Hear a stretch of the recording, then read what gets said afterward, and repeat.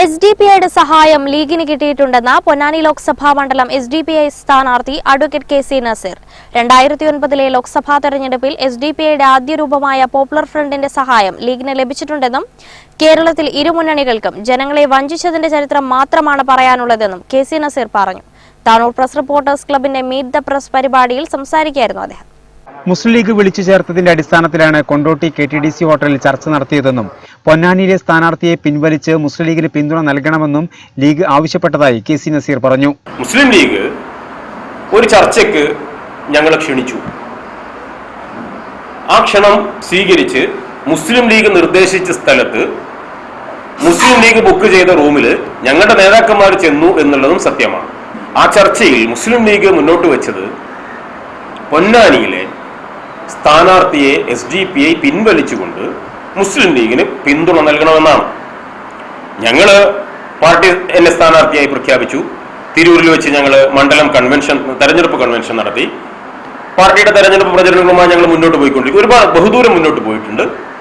ഈ ഒരു ഘട്ടത്തിൽ ഇങ്ങനെ ഒരു ചർച്ചയ്ക്ക് വിളിച്ച് അവിടെ സഹായം അഭ്യർത്ഥിച്ച് സ്ഥാനാർത്ഥിയെ പിൻവലിച്ച് മുസ്ലിം ലീഗിന് പിന്തുണ പതിച്ചു കൊടുക്കുക എന്നുള്ളത് സാധ്യമല്ല എന്ന് തന്നെയാണ് ആ ചർച്ചയിൽ SDPIയുടെ നേതൃത്വം വ്യക്തമാക്കിയിട്ടുള്ളത്.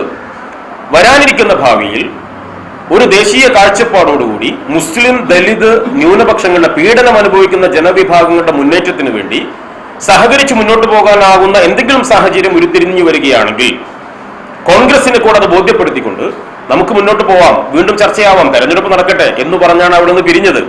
പിന്നീടാണ് CCTV പുറത്തു വന്നതും പിന്നെ മറ്റ് വിവാദങ്ങളൊക്കെ ഉണ്ടായത്. ഞങ്ങൾക്കതിൽ പറയാനുള്ളത് ചർച്ച നടന്നു എന്നുള്ളത് സത്യമാണ്, സഹായം ചോദിച്ചതും സത്യമാണ്. പൊന്നാനിയിലെ സ്ഥാനാർത്ഥിയെ പിൻവലിച്ചുകൊണ്ട് സഹായം പതിച്ചു കൊടുക്കുക സാധ്യമല്ല എന്ന് ഞങ്ങൾ പറഞ്ഞിട്ടുമുണ്ട്. മുസ്ലിം ലീഗ് അത് നിഷേധിക്കുന്നത് എന്തിന്റെ പേരിലാണ് എന്നുള്ളത് ഞങ്ങൾക്കറിയില്ല. ഇപ്പോ പാർട്ടിയുടെ ദേശീയ സെക്രട്ടറിയാണ് കുഞ്ഞാലിക്കുട്ടി, ദേശീയ ഓർഗനൈസിംഗ് സെക്രട്ടറിയാണ് ET മുഹമ്മദ് ബഷീർ. ഈ രണ്ട് മണ്ഡലത്തിലെ സ്ഥാനാർത്ഥികളുമാണ്. ഇന്ന് പത്രത്തിൽ വായിച്ചു KPA മജീദ് അവർ ചർച്ചയ്ക്ക് പോയത് ശരിയായില്ല എന്ന് പറഞ്ഞിട്ടുണ്ട് എന്ന്. ആ പാർട്ടിയിൽ അങ്ങനെയാണെന്ന് ഞങ്ങൾക്കറിയില്ല. ദേശീയ നേതാക്കളെക്കാൾ വലിയ അഭിപ്രായം സംസ്ഥാന നേതാക്കളോ ജില്ലാ നേതാക്കളോ ഒക്കെയാണ് പറയുക എന്നുള്ളത് ഞങ്ങൾക്കറിയില്ല. അത് അവരോടാണ് ചോദിക്കേണ്ടത്. SDPIയുടെ സഹായം പലതവണ മുസ്ലിം ലീഗിന് കിട്ടിയിട്ടുണ്ടെന്നും KTDC ഹോട്ടലിൽ ലീഗ് നേതാക്കളെ കണ്ടത് അവിചാരിതമായല്ലെന്നും SDPI സ്ഥാനാർത്ഥി അഡ്വക്കേറ്റ് കെ.സി. നസീർ പറഞ്ഞു. ദേശീയ നേതാക്കന്മാർ പോയത് ശരിയല്ല എന്നും MK മുനീർ കോഴിക്കോട് പറഞ്ഞതാണ് ശരിയെന്നും KPA മജീദ് പറഞ്ഞെങ്കിൽ അദ്ദേഹവും ഇത് അറിഞ്ഞിട്ടില്ല എന്നല്ല അതിൻ്റെ അർത്ഥം. നമ്മളങ്ങനെ മനസ്സിലാക്കേണ്ടി വരുമല്ലോ. മാത്രമല്ല MK മുനീർ എന്താ കോഴിക്കോട് പറഞ്ഞത്? SDPIക്കാരുടെ വോട്ട് വാങ്ങി മുസ്ലിം ലീഗ് ജയിക്കുന്നതിനേക്കാൾ നല്ലത് ആ പാർട്ടി പിരിച്ചുവിടുകയാണ്, മുസ്ലിം ലീഗ് പിരിച്ചുവിടുകയാണ് നല്ലതെന്നാണ്. അതിന് ഞങ്ങളുടെ സംസ്ഥാന സെക്രട്ടറി അന്നേ ദിവസം തന്നെ മറുപടി കൊടുത്തിട്ടുണ്ട്. എങ്കിൽ ഒരു 6 തവണയെങ്കിലും മുസ്ലിം ലീഗ് പിരിച്ചുവിടേണ്ട സമയം കഴിഞ്ഞിരിക്കുന്നു എന്ന്. അതിന്റെ അർത്ഥം നിങ്ങൾക്ക് മനസ്സിലായിട്ടുണ്ടാവും. 2009 നിങ്ങൾക്കറിയാലോ, ET മുഹമ്മദ് ബഷീറിനെ മതസ്ഥാപനങ്ങൾക്കുള്ളിലൂടെ തന്നെ തോൽപ്പിച്ച് ലീഗില്ലാത്ത പാർലമെന്റ് എന്ന മുദ്രാവാക്യം ഉയർത്തി CPM രംഗത്ത് വന്നപ്പോൾ ലീഗ് ഒരു സഹായം ചോദിക്കാതെ അന്ന് അങ്ങോട്ട് സഹായം കൊടുത്തിട്ടുണ്ട്. SDPI അന്ന് SDPI ഇല്ല, SDPI രൂപീകരിച്ചില്ല. അന്ന് ഇവിടെ പ്രവർത്തിച്ചിരുന്ന പോപ്പുലർ ഫ്രണ്ട് ലീഗ് സഹായം ഒന്നും ചോദിക്കാതെ തന്നെ അങ്ങോട്ട് സഹായിച്ചിട്ടുണ്ടല്ലോ. അങ്ങനെയാണെങ്കിൽ അന്നും പിരിച്ചുവിടണം. പൊന്നാനി ലോക്സഭാ മണ്ഡലത്തിൽ മുസ്ലിം ലീഗിന് പരാജയ ഭീതി ഉള്ളത് കൊണ്ടാവാം പിന്തുണ അഭ്യർത്ഥിച്ചതെന്നും കെ.സി. നസീർ പറഞ്ഞു. സ്വാഭാവികമായും ആണോ അല്ലേ എന്ന് ഞാൻ പറയുന്നതിൽ അർത്ഥമില്ല.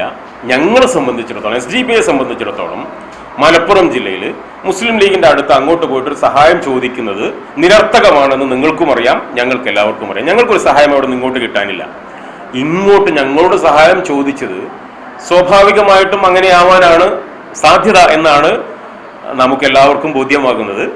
കേരളത്തിൽ ഇടതു വലത് മുന്നണികൾക്ക് ജനങ്ങളെ വഞ്ചിച്ച ചരിത്രമാണുള്ളതെന്നും പല കാര്യങ്ങളിലും ഇത് കണ്ടതാണെന്നും അദ്ദേഹം തുറന്നു പറഞ്ഞു. കേരളത്തിന്റെ രാഷ്ട്രീയം എടുത്തു നോക്കിയാൽ ഇടത് വലത് മുന്നണികളെ മാറി മാറി പരീക്ഷിക്കുന്ന ഒരു രീതിയാണ് കേരളത്തിലുള്ളത്. ഈ രണ്ട് മുന്നണികളുടെയും വികസന നയങ്ങൾ എടുത്തു നോക്കിയാലും രണ്ടും ജനങ്ങളെ വഞ്ചിച്ചതിന്റെ ചരിത്രം മാത്രമാണ് പറയാനുള്ളത്. Press reporters club president Ibrahim അധ്യക്ഷത വഹിച്ചു. മനു വിശ്വനാഥ് സ്വാഗതവും ഉബൈദുള്ള നന്ദിയും പറഞ്ഞു.